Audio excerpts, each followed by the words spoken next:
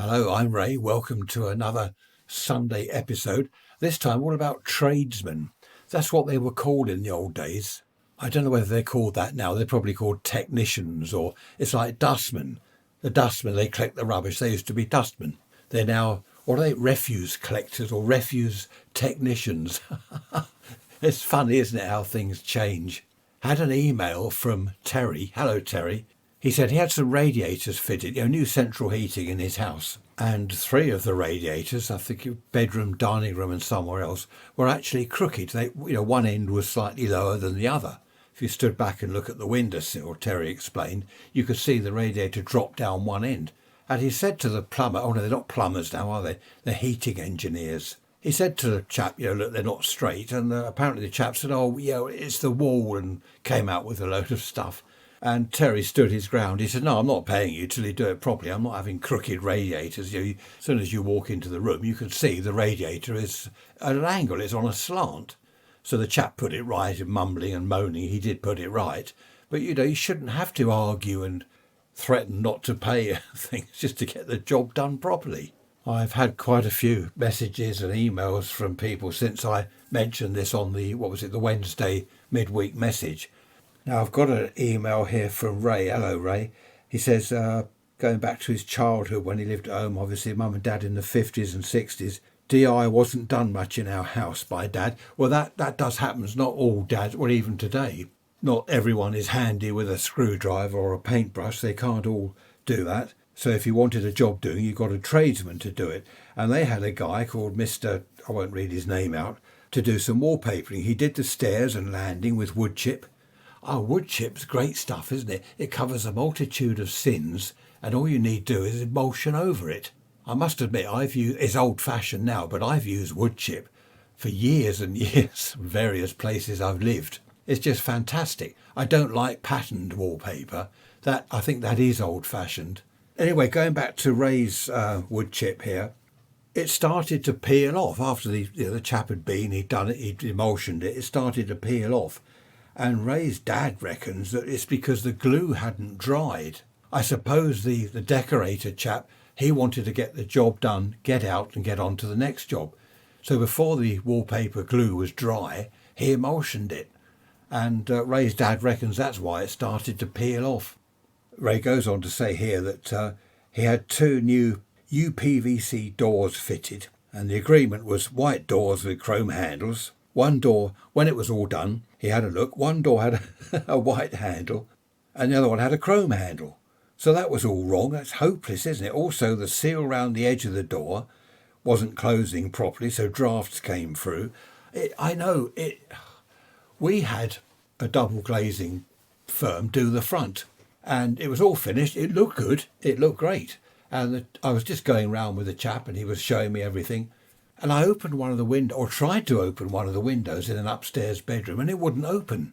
It just wouldn't, it jammed. Opened about an inch or two and jammed. And the chap sort of frowned and, slight adjustment. It wasn't a slight adjustment. I'll tell you what it was. They put the whole frame in twisted. It was slightly twisted where they'd fitted it in. He said he'd just make an adjustment, which he did, and the window kind of worked, but it wasn't right. And I said, no, the whole frame is twisted. They had to take the whole window frame out again.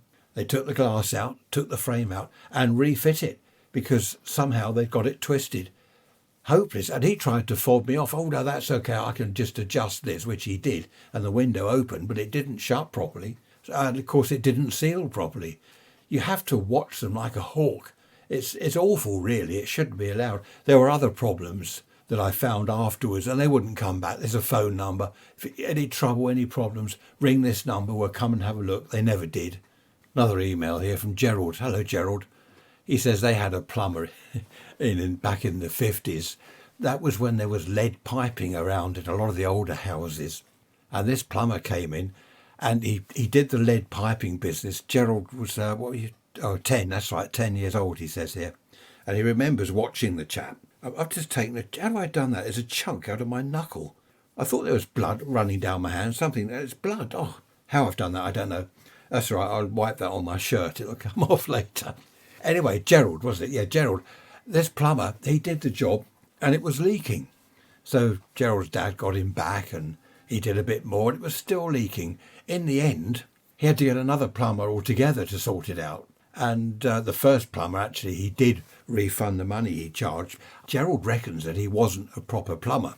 He was just some chap, oh, I can do a bit of this, jack of all trades, you know, bit of electrical work, bit of plumbing. So it wasn't all done properly in the old days, as I imagined it was. I thought that cowboys and these bodgers were just around today, but no, it does go back to the 50s. Oh, before I forget, I was talking, was it last Sunday's episode, about the Queen's Platinum Jubilee, and I was saying that the Queen's coronation was in 53, and I was 2 years old. That's totally right. That's a complete and utter falsehood and untruth. The coronation was 52, obviously. It's now 22. It's 70 years, so it was 52. And I said to you that I remembered something. I was only 2 years old about street parties, no, I was 1 year old, so I couldn't have remembered that. Or could I? Was I carried out to the tables and chairs and all the stuff going on in the street by my mum when I was 1 year old? And did I remember that? I remember something about the coronation. I assume it was the coronation because I've checked with my mum and where we lived, blah, blah, blah, and it was something to do with that. So I'm wondering whether I actually remember that from when I was 1 year old. I'm probably totally wrong. Probably got that completely wrong, as I did the date of the coronation. So apologies for that. Okay, moving on. This is a naughty email from Ursula. Hello, Ursula. Well, it's not a naughty email. The story is naughty. She took her car to the garage. There was water leaking out from underneath, and they said it was the water pump. And they changed the water pump, charged her a fortune, as they do. And it was fine. It didn't leak. But after a month or so, it started leaking again, dripping out of the bottom of the engine onto her driveway.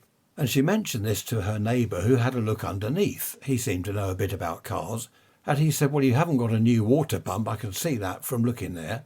It's coming from a hose joint, one of the hose connections. So she said, OK, that's interesting. She got the receipt, went back to the garage and said, look, it's leaking again. And they said, oh, yeah, that's just a hose connection, which they did while she waited. And then she said, now, about this new water pump you fitted. A friend of mine's had a look at it, and he says there isn't a new water pump. You haven't replaced it. And she got the receipt out. Look, there you are, new water pump, and there's the price. Oh, that must be a mistake. We'll look into that. Oh, apologies, all this business. It was a rip-off. And as Ursula says, you've got to be so careful. Not everyone is in the know. Not everyone knows what a water pump is, where it is, or what it looks like. If the garage says we've replaced the water pump, you just assume they've done it. And she said, you've got to be careful. Fortunately, the garage that looks after our car, they are absolutely brilliant. They really are brilliant.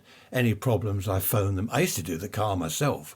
In the old days, when I had a Morris 1000, I had a Hillman Minx, an MG Magnet, all these old cars, you could do it yourself. At the weekends, plugs and points, fit a new air filter, change the oil. It was great. These days, lift up the bonnet on our car, it's just all electronics and plastic boxes. There's nothing you can do at all. And you have to trust that the garage, a friend of mine talking of trust the garage, he took his along, £2,000. He said, what, how much? The car's barely worth that. Oh, it's all the computerized system and stuff they had to replace. I don't know what it was, all the electronics. It's the main computer and all this nonsense, engine management system, £2,000. And he did double check that before they did it. He took it somewhere else. And they said exactly the same. So that was fair enough. They weren't trying to rip him off. But all the same, £2,000 he had to fork out. Whereas in the old days, there was none of this electronic stuff. Didn't have a computer under the bonnet. You just had an engine. Now an email from Ernest. Hello, Ernest. Ernest is 93 years old. Excellent. Well done, Ernest. And he was a tradesman back in the late 50s, early 60s. And Ernest says that there were a lot of bodgers, as he put it, around then, a lot of cowboys who were, to quote Ernest, just in it to make a quick buck. So, yes, it's nothing new then, the cowboys. I must have been sort of disillusioned. I thought that back then everything was done properly. It's a shame, really. I'm rather disappointed, to be honest. I thought those days were when people were conscientious. I suppose, actually thinking about it, that was daft of me, really, because go back to the war years, the 40s, and you had the so-called spivs, didn't you, that were making money on the black market and things like that. So there we are. There have always been cowboys around, and I suppose there always will be. I remember in my teens, I was in a pub. Well, that is a surprise. There's a surprise. You're thinking he was in a pub in his teens. Now, this chap came in with a briefcase, and he went up to the bar and asked for a whiskey, just a single whiskey, nothing with it. The barman served him. The chap paid for it. And then the chap said, "I'm from Weights and Measures." And he opened his little briefcase and he said, "I'm going to measure the whiskey you've just poured me. 6 of a, is it a gill? A gill. 6 of a gill." Anyway, he poured it into his little measure thing and it was correct. And the Weights and Measures chap said, "Thank you very much, that's correct. Leave you in peace," sort of thing. And he didn't drink the whiskey. Had I had that job, I'd have had the whiskey. No, I suppose I wouldn't. I don't like whiskey. But he left. He packed up his suitcase and left. So the barman drank the whiskey. Oh dear, that was funny. But that was Weights and Measures. And they used to do that. I suppose they still do. I remember another time in a pub, a chap came in. I'm going back to the 60s. Chap came in and he asked for half a pint of whatever. So they poured him half a pint, with a beer engine, all that, dreadful sound effects. And he measured it. He opened his briefcase, got out some sort of measuring jug thing, and he was satisfied with that. That was fine. And again, the barman drank the half. That was a different pub, different time. I suppose they still go around doing that, do they? I don't know. So presumably there were crooked landlords back then who perhaps poured short measures. I don't know. I did go into my regular local pub once, and I asked for a pint of whatever it was I had, and it tasted of lime. Now, some people would have lager and lime. I didn't like that because the lime in lager is disgusting. Well, lager's disgusting, to be honest. I don't drink lager anymore. Just have the odd real ale, perhaps 1 or 2 at the weekend, which is rather nice. Anyway, I said to the lady, "Look, there's lime in that." "No, there's not." She said, "No, I've just poured it straight out of the pump." And she hadn't. What she'd done, the drip tray, what they used to do, the drip tray was sort of half filled with overflowed beer. They'd then pour that in the glass, top it up and give it to the customer. Now, I was a regular there, and I said to her, "Look, I'm a regular, you know that. I come here all the time. Do that to someone else, but not me." "Oh, I haven't done it. I haven't. She had, because the landlord came out, who I knew very well, and I said, "Taste that," and he did. He said, "Oh, there's lime in it." And this barmaid, she was very old. She was, in her 70s. I don't know why she was still working. But she went red. She looked very embarrassed, and she didn't speak to me after that, which I found odd. She was a weird woman. All the weeks and the months after that, she didn't ever speak to me. She'd serve me, but she wouldn't speak. Normally I'd get, "Oh, hello, Ray, how are you doing? Would you like a pint, dear?" and this sort of thing. Nothing. How strange is that? Now, this is a classic from Jock. Hello, Jock. Jock moved house. In the house he moved into, no radiator in the bathroom, and he wanted a heating radiator in there, obviously. Got onto a heating engineer. Chap came round. "Yep, I can fit you a radiator there on that wall. Connect it up to the rest of the central heating system, no problem." He got the job done. There you go, all fitted. Jock was pleased with it. The chap went off. That was that. It wasn't till a few days later. This was summertime, all right? So the radiators weren't coming on with the heating. But Jock noticed it was warm. All the other radiators in the house were cold, but this one was warm. So he's thinking, "That's odd. What's going on here?" The heating switched off. He double-checked all that. No, it was warm. It cooled down. And then that evening, he noticed it was warm again. So he got on to the plumber chap. What he'd done, he'd put the radiator, he connected it to the wrong pipe. It was to the hot tap on the bath. So whenever you ran the bath, or the basin, I believe, as well, whenever you ran the hot tap on the bath or the basin, the water went through the radiator. And, of course, the radiator got hot.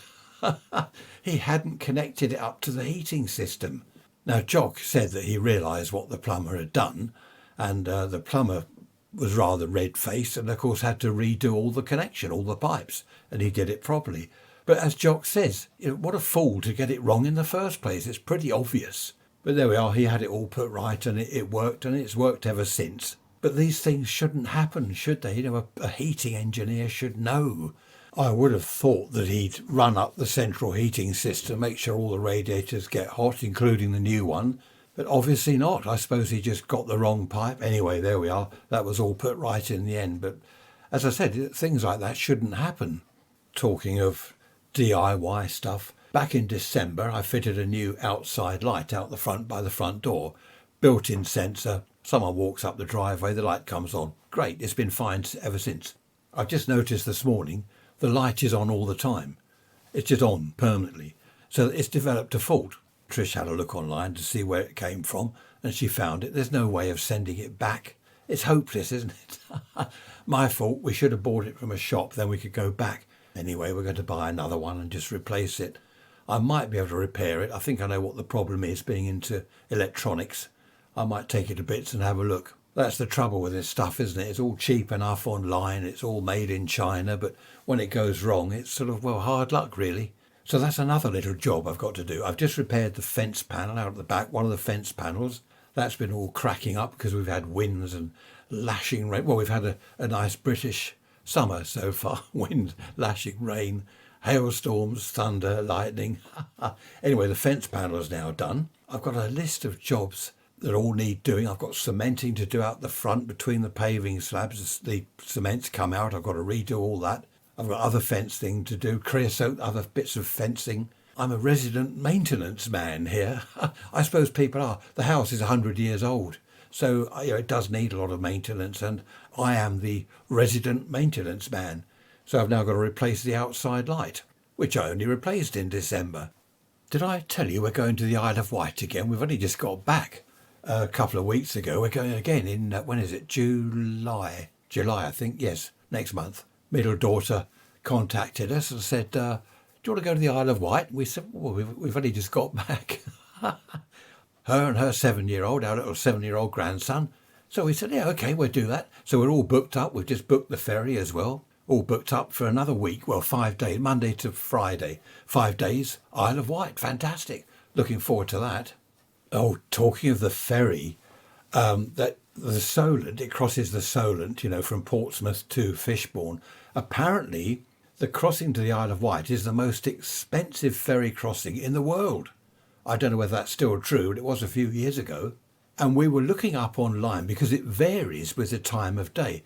If you go, now don't quote me on this, I think it was £115 each way. That's just for our one car. That's around midday, middle of the day. If you go earlier in the morning, the price comes down. Now we found, this is daft, if you go at 3 o'clock in the morning, because they sail all night, instead of 115, it was 42, I think, 40 something. From 115, 40 something pounds each way. What a difference. Of course, as Trish said, all very well, we get there at kind of 4 in the morning to the island. What do? It's only just daylight. Everywhere's closed. We can't get into the place we're staying at until 4 in the afternoon. But we do save a lot of money. But as I said to her, if we're retired, it doesn't matter with us. If we, just the two of us, go over at some stage, get the 3 a.m. ferry, okay, we get on the island at 4, we can take a sort of packed breakfast and go and sit on a beach somewhere, if the weather's nice, of course, and enjoy the view over the sea or wherever we are. And then eventually, when places begin to open, we go somewhere for a coffee. It's just, I don't know, is it worth... It's a lot of money, isn't it? If it was like £10 difference, it wouldn't matter. But 115 down to 40 something, purely because you're going at 3 in the morning. I don't know. Makes me wonder, because you've got to get there an hour before, so that's 2. It takes an hour to get there. We're going to leave here at 1 o'clock in the morning to get the 3 o'clock ferry. We get to the island at 4. I don't know. It's not worth it, is it? Talking of depends on the weather. Just looking out, here we go. Black, huge, heavy black clouds coming across.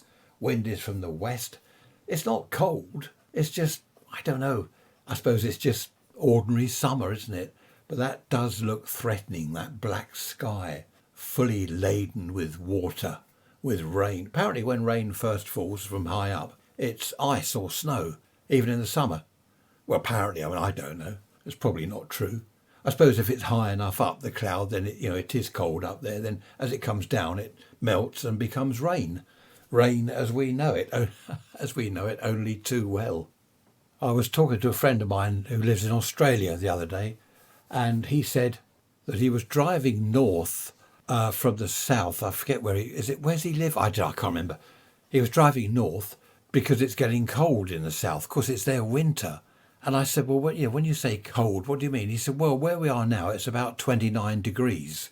And I said, well, that, for your winter, that's pretty good. I mean, that is our summer. If we're lucky, we get 29 degrees. And that's their winter. So things are very different out there, aren't they? Out there, down under. I wonder whether they look at us as down under or up above. I suppose they look at us as being on near the top of the world. If you look at it, well, there is no up and down, is there? There's no top or bottom. It's just whichever way you're looking at it, I suppose, because it's floating around in space, isn't it? There's no up or down. I remember my grandfather telling me that when I was a kid. He said, with the world, there is no up or down. And of course, I'm saying, well, the clouds are up there. They are up. Yeah, the clouds are, but the planet Earth, isn't up or down because compared with what? I don't know. He was always coming out with these odd things. He had a book called his Gen book, Gen. I've tried to find out since what that means, Gen as in knowledge, but what's it short for? Gen. I don't know, Gen, information. There we are. Yes, he was always coming out with these weird things. I mentioned to this friend of mine in Australia, I won't mention the name, but a certain lager, cans of lager, that's advertised here a lot. It really is advertised here a lot. And you get the impression from the adverts that this is what the Australians drink. This is the real Australian lager. G'day, cobber, and all. I can't do accents. And I said to him, do you lot drink that? Because he moved out there, 50 years ago. He used to live here in my hometown. That's how I know him. And I said, do you Aussies out there, do you drink that? He said, no. He said, it's disgusting. No one drinks that, or very few people. He said, it is advertised here, but no one drinks it. In fact, I looked on a can the other day. Now, where's it made? It's not even made in Australia. I think it's made in Belgium, or brewed in Belgium, whatever they do in lager. It's not made, is it? It's brewed. We went to our local club the other day, and I normally have this lager around there. I don't know why.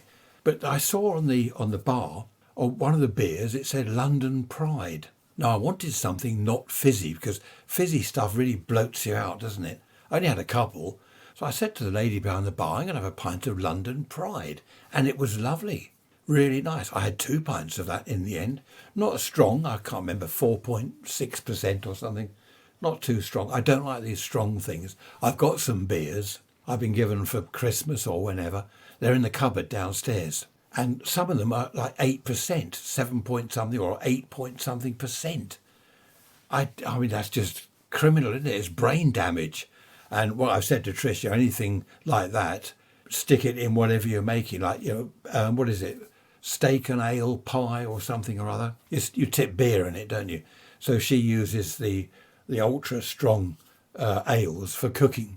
I was just thinking, I've been calling this episode Tradesmen and talking about tradesmen. I suppose these days that's rather naughty, isn't it? It should be tradespeople or a trades. It's ridiculous. I'm going to call a tradesperson. Oh, I need some tradespeople around my house to do a few jobs. I don't know, because chairman, that disappeared ages ago, didn't it? It's now the chair. Always makes me laugh when they talk about that on TV. Oh, I spoke to the chair of the organisation. You expect to see a chair or at a table. I don't know how things have changed over the years. Good grief. Anyway, it's now 6:20 the following morning. So I got rather busy yesterday and was unable to finish the podcast. Got myself a cup of coffee. I've put the flag up the pole outside. Did I tell you, I did, didn't I, that we bought some marigolds? We went not to a garden centre. Don't like garden centres. We went to a little family-run nursery. Absolutely brilliant. They know what they're talking about. You can ask for help and advice. So we bought these marigolds amongst other plants. And I didn't realise that they were snails and slugs' favourite meal, marigolds. We bought a box of 24. We wanted some colour in the garden, that was the idea. So we spent a long time planting them all out in pots and troughs and borders. We've got 2.5 left. It's not funny. 2.5 left. Slugs and snails have eaten them all. When I say half, there are 2 with flowers, and there's one with a flower that's kind of been eaten off and it's fallen down. That won't last long. So what a shame, because they're lovely. We wanted some colour. What we have got is a foxglove that's popped up out of nowhere. And at the moment, it's 4 feet tall. It's growing incredibly fast, and it's lovely. The bees, you know how the flowers are like bells, aren't they? The bees are all attracted to it. They keep disappearing inside these sort of bell-shaped flowers to get the pollen, nectar, whatever. Excellent. And we bought some other plants. I don't know what they are, but they're covered in sort of slug trails and they're disappearing. We can't put slug pellets down. Well, are they? They're banned, aren't they? Slug pellets. We don't put them down anyway because of the rabbit, the tortoise who roams the garden. We've got hedgehogs. We've got various squirrels, wildlife, all sorts out there. I don't want to start putting down weed killer and slug pellets and all these dreadful things for them. Here we go. I think that's a WhatsApp message, isn't it? Trisha's up at the shops. Oh, I can see on my watch, can't I? Oh, my sister-in-law putting up flags today. That's good. We've got a lot of flags in the road now. I just noticed opposite there, they've got a huge Union flag in the window. There's bunting all going up everywhere, so should be a good weekend. Oh, I've got another note here. Update on the tadpoles. There are a few left. I was saying to Trish the other day, where are they all? Because there were, well, the spawn, the frog spawn, there were kind of hundreds of little, whatever they're called in there, those little black dots, in the jelly. Then we had quite a few tadpoles, certainly 50 or 60, and it's kind of whittling down. I think we've now got about a dozen tadpoles left. And I saw a blackbird the other day, jumped onto one of the rocks in the pond and pulled out a tadpole, and that was that one gone. I don't know. I counted this morning, I counted 12. And as I was saying to Trish, I suppose this is nature, isn't it? In your frog spawn, you have hundreds. And if you're lucky, out of all this, if you get to tadpoles and they survive, you might get perhaps half a dozen frogs from hundreds of, what are they called, those little black dots in the jelly? They're not eggs, are they? They're the spawn, I know, but there must be a name. Wind's getting up. Oh, it's coming from the east. That's not good. I don't like it coming from the east or the north. It's cold. I like it when the wind comes from the south, from Spain, up over France, all the nice warm air across the channel, and warms us up here in the south of the country. Rather nice. My sister and her husband, they got a small pond, and their granddaughter rushed in apparently one day and said, "You've got fish in your pond." And they said, "No, we haven't. We haven't got fish." Yeah, you've got 2 fish. So they went and had a look, my sister and her husband, and there were 2 little fish. I reckon that birds, they visit various ponds, get something, eggs or whatever, hooked up on their feet, land in another pond. That's how it's all propagated, isn't it, to use that? Is that the right? Yeah, that'll do, propagated. And another time, little granddaughter said, "You've got a newt in your pond." And they said, "No, we haven't got newts. Certainly haven't got newts." They went down there and there was a newt on the side of the pond basking in the sun. How about that? We don't have anything apart, freshwater shrimps we've had. I haven't seen those this year. That's odd. Little snails, water boatmen, all the very tiny things. But we've never had things like newts and fish. Well, we don't want fish because they would eat the frog spawn, wouldn't they? Anyway, enough about ponds. Oh, one more thing. I wanted a big pond. The huge shed we've got at the end of the garden was my workshop. Now I've retired, it's kind of redundant. And I said, what we'll do, Trish, is we'll take that shed down, we'll make that area nice, we can have a large pond there. No, that's going to be Trisha's gym. It's a large shed, and she's spent hours out there clearing it all up. She's got a cycling machine and a twisting machine, all this gym equipment. So it's going to be a gym. So there goes the idea of my huge pond, probably just as well, because ponds aren't easy to keep. You've got to clean them out every now and then, and you've got to look after them. So there we are. The small pond. Anyway, they do say that frogs will lay spawn in a sort of bowl of water or a bucket of water. So you don't need a huge pond. For our street party on Sunday, it is Sunday, I think, I'm the one dealing with the music. I always do the music because I've got amplifiers and speakers and stuff. I've just been setting all that up, make sure that everything's working, because the last time we used it, when was it? Last summer, we had a couple of not so much street parties, but get-togethers in the road, which is rather nice. So I take the speakers out there on a table and the amp. And what we do, we plug it into Alexa. Well, mustn't shout that out. Everyone's thing will take off. And we play music from that, which is quite good. What I used to do was plug my phone into it and and play my music. But people didn't like that. I suppose on the Queen's Jubilee, what sort of music should we have?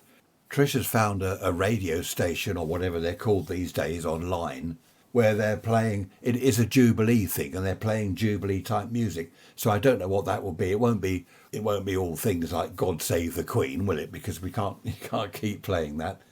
But that will be interesting. So I've checked all the music gear out. I've got to set that up out there on Sunday. And what we're going to do, my idea again, I mean, my ideas are always the best. We're going to put our gazebo up out there, or have it ready to put up, because apparently it might rain Sunday afternoon. Now, as I've said before, this is the great British summer. So expect rain. Always expect the worst. Always expect the unexpected. Well, it's not unexpected. It's going to rain on Sunday. It might not, though. We might be lucky. But just in case, I don't want my amplifier and all my gear getting wet in the rain. So we'll stick the gazebo up. And we've got quite a few family members. You know, we normally have our cafe on Saturday, where we have had sort of 20, 25, even up to 30 people come round for lunch. We've got a big family, as you've no doubt gathered. So we've said to everyone, we're not doing it Saturday, come round on the Sunday for the Jubilee thing, which is good. Oh, I just looked online and it said roads closed around Sussex, and it lists our town. I went down the list. We're not there. They've missed us out. That's a bit miserable. Just look at my notes here. I've got another email here. I've had several actually from people about the builders and painters and decorators, the trades people. Is that right? The trades people, trades bods. And where's this one? Oh, here we are. Emma. Emma says, my husband is an idiot. Okay, Emma. I like that. That's a good start, isn't it? I print these emails out so I can read them to you. I used to make notes, but then I'd forget who was doing what, who'd said what. She says they wanted a doorway, an extra doorway, because there's one door into the lounge and one into the dining room. Big house. They wanted a doorway from from the dining room to the lounge. So her husband, oh, I'll do that. So what he did, he did it all properly. He got a big disc cutter, cut out the shape of the doorway and the brickwork, carefully took it all down, fitted the frame, the door frame, put the door on, redecorated, made good. Excellent. She was so pleased with it. She says we were really pleased. Bit of Morse code in the background there. It's not funny. After a couple of weeks, the door was jamming on the top of the frame. No problem. He got his plane out, shaved a bit off the top of the door. After a couple of weeks, the door was jamming on the top of the frame. Okay, shave a bit more off the top of the door. After a couple of weeks, the door was jamming on the top of the frame. And when they looked at it, you could see it was buckling, it was bending. Anyway, a friend of theirs happened to come round and they mentioned it to him and he said, what sort of lintel did you put in there? Well, long story short, her husband did not put a lintel in. You're supposed to put a concrete lintel. You're meant to cut an oblong hole, fit the concrete lintel, cement all that into place, then take out the brickwork below. And the lintel holds up the brickwork above. Well, he didn't do that. The door frame itself was holding up the brickwork above. And of course, it couldn't take the weight. So it was buckling and jamming up on the door. She was not a happy bunny, as she put it. She says, I wasn't a happy bunny. Anyway, they had to get a builder chap in and he jacked it up. Well, they acro props, and so he jacked it up and put a lintel in and did it all properly. But she said it cost a lot of money to get this chap round. All her husband had to do in the first place, he'd done it all really well. It looked lovely, except he hadn't put the lintel in. There we go. We live and learn, or do we? I've just remembered I'm a taxi service today. Trish is having all the female members of the family, talking of the family coming round for the Saturday cafe. Tonight, she's having every female member of the family round, and they're going to have a takeaway curry. I forget what the occasion is. There is no occasion. No need for an occasion, is there? Curry and wine. So the male members of the family aren't allowed. I'm going to hide up here in my fully equipped recording studio. All right, the spare room. I'll be on my amateur radio gear chatting to nerds about nerd things. So I've got to pick up, who have I got to pick up? My sister-in-law, my mother-in-law, where are we? First daughter, granddaughter, various people. Third daughter. Yeah, I'm a taxi. The deal is, because I don't like going out late at night, I'm going to pick everyone up and bring them here.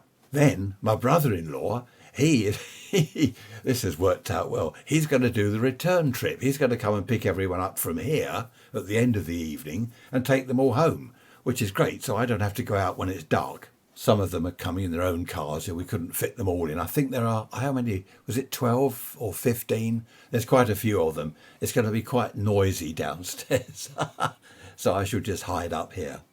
Right, another email here from Colin. Hello, Colin.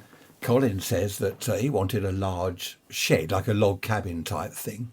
So he made the concrete base, put a load of concrete down, got it the right size, made this lovely base, and then all the bits and pieces arrived by lorry, and he spent ages building this log cabin. And it was fine for a few weeks. It was really nice. They put in there, him and his wife, they put furniture in there and stuff. And then it started sinking one end. The actual cabin itself was going down one end. And he couldn't work out what was going on. The concrete base he'd built was sinking. What he'd done, again, it's a bit of a long story, but what he'd done, he'd made the concrete base about an inch thick. That's what he's written here, about an inch thick. And a friend of his said it should be at least sort of 4, 5, if not 6 inches, a real solid base to put the whole thing on. So the base was all cracking up and sinking. And he said that was a terrible job. He didn't get anyone in to do it. He did it himself.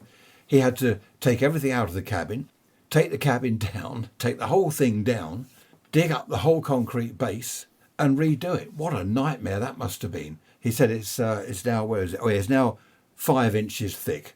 And he put, this is funny, he's put old bicycle frames and bits of scrap metal in it when he built it, that it'll hold up a house now, Colin, not just a log cabin. I remember a friend of mine, a neighbour of ours years ago, he was building his own extension and he built the base. I was only a kid.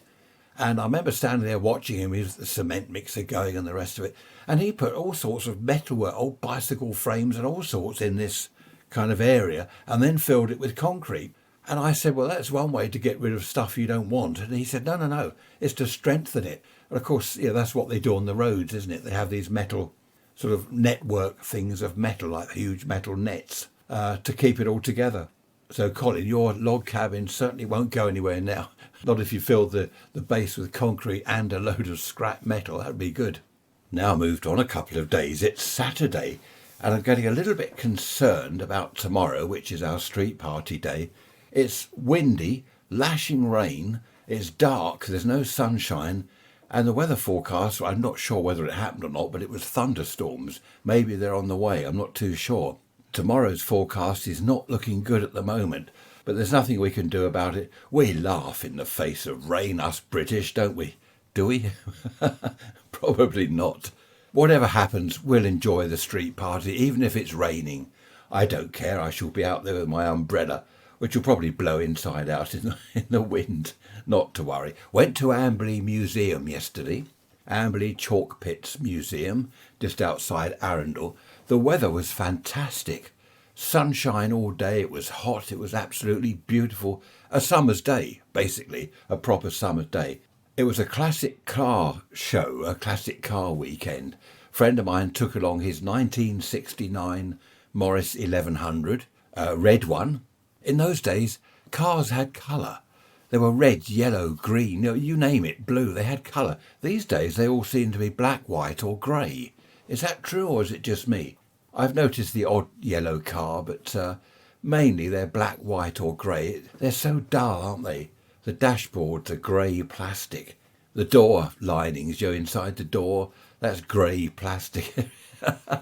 The carpets are black or grey or horrible. I remember my MG Magnet. That had, beautiful fitted carpets. It's like a lounge carpet or a dining room carpet. Thick pile, light green. Everything was green. The car was, what was it, Connaught green. I think they called it racing green. The wooden dashboard, walnut dashboard. Wonderful. All the gauges, the ammeter, the oil pressure gauge, the speedo, everything. The temperature gauge. We haven't even got a temperature gauge in our car. They just don't bother with it these days. But they're all lit up green at night when you turn the lights on. And it really did look lovely. It was a pleasure to drive that car. And I know I've moaned about our car. We've got a Vauxhall. And with all due respect to Vauxhall, well, it doesn't matter what make it is. Vauxhall, Ford, they're all the same, aren't they? I reckon you could sit in the majority of cars, sit in there in any car, and you wouldn't know what make it was. You wouldn't think, oh, yes, oh, this is definitely an MG. Oh, this is definitely Roots Group. Do you remember the Roots Group? I bet you don't. Hillman, Minx, Hillman, Sunbeam, all that. Anyway, this isn't about cars. Why am I going on about cars? Oh, because we went to the classic car show yesterday. There were some fantastic old cars there. There was an American car, Dodge. It was twice the length and twice the width of any of the other cars. Well, not quite. I'm exaggerating a bit. What a car, though. But huge bench seat in the front. Left-hand drive, of course. Automatic. And the automatic stick was on the column. You know how some of our cars do that. I don't know why we have to have this huge, chunky, T-shaped lever in the middle and on the floor of the car for an automatic. You just need a little stick on the column that says, reverse, drive, park and all that. Why do we have to have this huge, clunky thing in the middle? Anyway, let's move on from cars. Email here from Lee. Hello, Lee. I haven't answered you yet. I must do that. It's because I've been away over at Amberley. Lee is saying that, tradesperson he's mentioned. He's saying that it's very difficult to even get someone to do a job these days. He says, I've lost count of the times that I've contacted a tradesperson after seeing their advert to fit a carpet, for example, and they say, yes, I'll be round in the morning. Price the job up. Brilliant. Do they turn up? No. He says he's had that happen over and over with carpet fitters, gardeners, electricians, you name it. It is true, Lee. We've had this. What it was, I fitted our kitchen and the tiling, which I was going to do myself, I just thought I'd just see what it cost to get a professional tiler in. And one chap said, right, I'll turn up tomorrow. He didn't. I think in the end I tried 2 or 3 people. They didn't even turn up. One chap did. I was wrong. Yeah, one chap did. I did the tiling myself. I'd nearly finished the job. Doorbell. Oh, hello, I'm the tiler. I said, well, come in and have a look. And I showed him what I was doing. I said, I've waited so long, I've done it myself. And actually he's made his excuses. But he did look at what I was doing and he said, well, that's not a bad job. Well done. And that pleased me. But you're right, Lee, it is so difficult to get someone to even turn up. Lee says, anyway, I could rant all day. So could I, Lee. Enjoy the long weekend, Ray. I will. No street parties here in Durham. Last one was in 1977. Lee says he does admire Her Majesty because she's worked so very hard her whole life. I agree, Lee. I will answer your email, Lee. I'll do that after I finish the podcast, I promise. Talking of the lovely weather yesterday, when we were driving back from Amberley, just a couple of roads away, the road was closed, massive street party going on. Perhaps we should have done ours yesterday or today. Well, today it's stopped raining. Oh, the wind is dreadful. It's stopped raining. The sun's out. It's quite warm, but there's that awful wind. All the flags and bunting I can see out of the window here, all around people's houses. It's just all blowing a hoolie, as they say. I don't know where that word comes from. It's blowing a hoolie. I'm going to have a bit of a rest today. We walked all around Amberley Museum yesterday. Tomorrow we got the street party. Today, nothing planned at all, which is nice. So I'm going to get on my radio and talk to some nerds all around the world. Hello, nerds. The old ham radio, amateur radio. So I shall fire up all my gear in a minute. It's a good hobby, actually. It doesn't, come rain or shine. Doesn't matter what the weather's doing. I can sit here in my fully equipped recording studio this side and my amateur radio station the other side in the spare bedroom. No, it's not a spare bedroom. It's my radio room and recording studio. Talking of which, I've got the music ready for tomorrow. I found a couple of speakers that I had years ago. They're a lovely pair of speakers. and I've got a little amplifier that I think is about a 20 watt amp. Amplifiers these days, they're tiny, aren't they? 20, 30, 50 watts. And they're only small little solid state things. In the old days, in the 60s, a 50 watt amplifier was a huge thing with big valves glowing on it, huge transformers. Whereas now it's just a tiny sort of tobacco tin sized box. Oh, talking of tobacco tins, price of cigarettes. I mentioned that, didn't I? Over £10 a packet, but not cigarettes so much. A pint of beer. I had to tell you on this morning while I was having breakfast. I like to watch the news. Well, I don't like to watch the news. It's awful, but I do watch the news. And they were talking about the price of a pint of beer. In London, £9 a pint. £9. They were saying that a round, in the old days, right, my round, who wants a beer? 2 lagers, one of those, yep. A round can be £40 or £50. Well, you can't do. You buy a couple of rounds, there's £100 gone. It's ridiculous. I don't know what's going on. At our local club, I had London Pride there. I think that was, I can't remember now. £3.20, I think it was. I think the lager's about the same, £3.20. Yeah. And my son-in-law, who works in London, he said that places he's been to up there, it is £10 a pint. So, I think I'll pop out for 2 or 3 beers this evening. Take £30 with me. I mean, it's just daft. Talking of the cost of living going up, and I saw a thing on Twitter this morning. There was a photograph of 2 sort of desolate people, a couple of old boys, and one said to the other, "How did you end up poverty-stricken? Was it drugs, alcohol? What was it?" He said, "I left the light on." That's quite good, isn't it? I left the light on because the electricity is now so expensive that you daren't do that. You'll end up poverty-stricken. It's awful, though. It's whose fault is it? Someone put, what was it the other day? Someone put on Twitter, "Oh, it's going to pour with rain for the Jubilee," and they put, "This damn Brexit," blaming the rain, Brexit for the rain. It's quite funny. As a friend of mine, whatever happens, he says, "Oh, damn this Brexit." He saw this little thing on Twitter as well.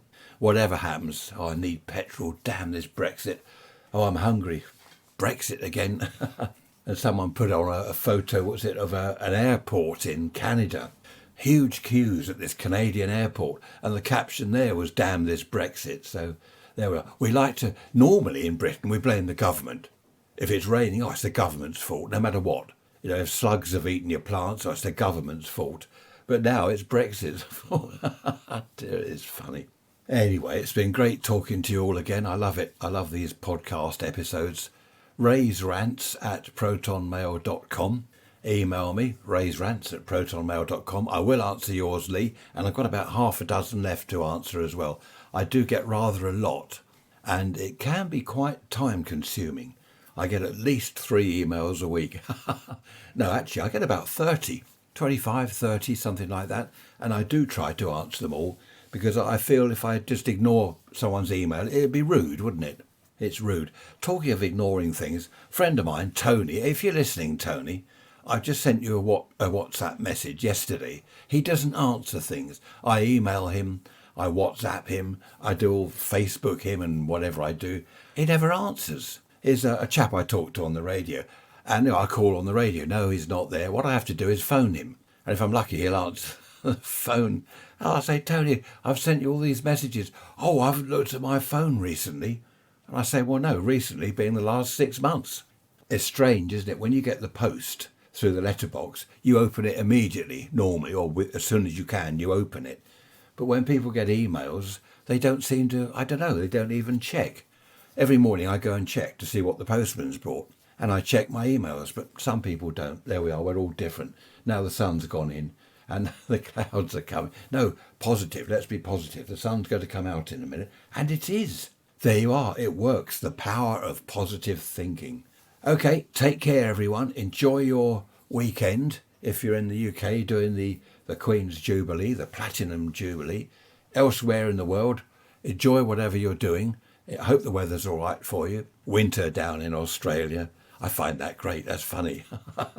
No, it's not funny, really. I'm just jealous because your winters... Well, look at the weather now here. Your winter down in Australia is better than our summer. I don't know. Perhaps I should move. I don't believe it. There's just been a crash of thunder. The thunderstorms are coming this way. Oh no. See you all next Wednesday for the midweek message. Look after yourselves. Take care. Bye bye for now.